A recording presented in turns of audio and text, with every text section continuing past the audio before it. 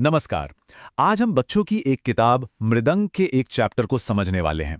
देखिए, पहली नज़र में तो ये सिर्फ बादलों के ऊपर लिखी एक बड़ी प्यारी सी कविता लगती है ना?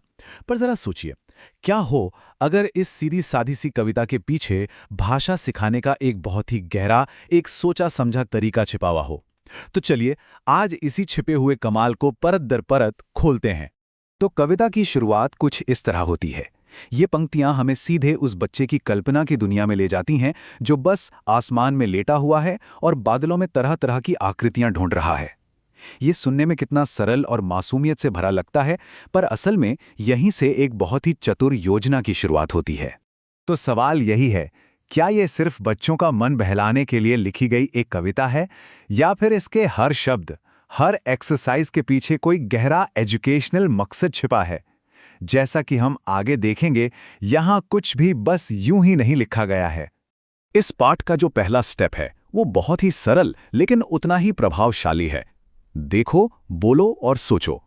यहां मकसद सिर्फ कविता पढ़ लेना नहीं है, बल्कि बच्चों को उनकी जगह से उठाकर बाहर की असली दुनिया से जोड़ना है। मतलब सीखना अब किताबों से निकलकर असल जिंदगी में शुरू हो रहा है। तो देखिए, बच्चों को सीधे सीधे एक काम दिया जाता है। बाहर जाओ, बादलों को देखो और फिर अगले दिन क्लास में आकर बताओ कि क्या क्या देखा। तो ये सिर्फ पढ़ने पढ़ाने वाला मामला नहीं रहा। ये अनुभव करने, देखने और फिर उस अनुभव को सबके साथ बांटने के बारे में है। और यहीं पर हमें इस पाठ की सबसे शानदार बात देखने को मिलती है।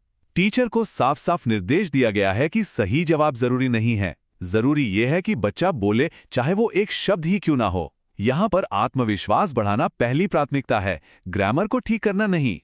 और ये जो सवाल जवाब का तरीका है ना, ये बहुत ही स्मार्ट है।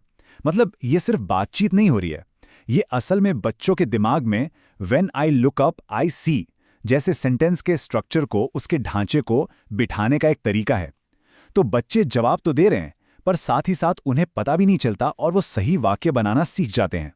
अच्छा, देखने और बोलने के बाद अगला कदम क्या होना चाहिए? बिल्कुल, कल्पना को कागज पर उतारना। यहां पर यह पाठ बच्चों को सिर्फ देखने बोलने से आगे ले जाता है और अपनी क्रिएटिविटी को लिखने की तरफ बढ़ाता है। यहां पर देखिए, सवालों के डिजाइन में एक बहुत बड़ा बदलाव है। पहला सवाल याददाश्त पर जोर देता है, कविता में क्या था।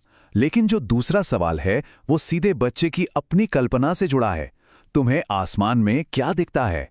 ये रटने वाली पढ़ाई से हटकर सोचने वाली पढ़ाई की तरफ एक बहुत बड़ा कदम है। और इसके साथ ही शब्दों का एक टूल किट भी तैयार हो रहा है। कविता से नए शब्द सिखाए जा रहे हैं और जो आम शब्द पहले से सीखे हुए हैं उन्हें दोहराया जा रहा है। इससे न सिर्फ वोकैबुलरी बढ़ रही है, बल्कि पढ़ने की रफ्तार और आत्मविश्वास भी बढ़ रहा है। और बात सिर्फ शब्दों तक ही नहीं रुकती। बिंदुओं को जोड़कर तस्वीर बनाने जैसी एक्सरसाइज के जरिए बच्चों के मोटर स्किल्स और अक्षर ज्ञान को भी इसी पाठ में बड़ी आसानी से शामिल कर लिया गया है। तो ये भाषा, कला और साक्षरता का एक बेहतरीन मेल है। और अब हम इस पाठ योजना की सबसे गहरी और शायद सबसे जरूरी परत तक पहुंचते हैं। ये भाषा की एकदम बुनियाद से जुड़ी है, आवाज़ों का विज्ञान, जिसे हम फोनिक्स कहते हैं। और यही एक लाइन इस पूरी एक्सरसाइज का राज खोल देती है। किताब साफ साफ कहती है कि बच्चों को इन शब्दों का मतलब जानने की कोई ज़रूरत नहीं है। इसका मतलब साफ है, ये एक्सरसाइज शब्द सिखाने के लिए है ही नहीं। ये बच्चों के कानों को अंग्रेजी की ध्वनियों को पहचानने के लिए ट्रेन करने के लिए है।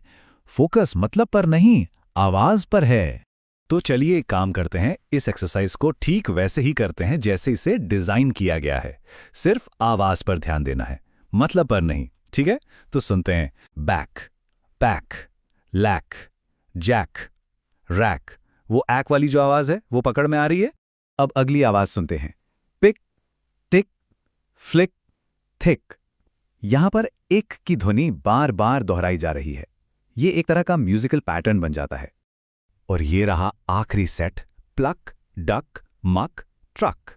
देखिए, सुनने में ये खेल जैसा लगता है, लेकिन असल में ये बच्चों के दिमाग को भाषा के साउंड पैटर्न्स पहचानने के लिए तैयार कर रहा है।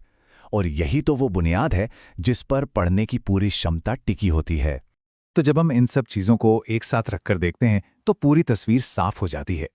बादलों पर लिखी एक मामूली सी कविता के पीछे ये 4 स्टेप वाली एक पूरी की पूरी स्ट्रैटेजी छिपी हुई है।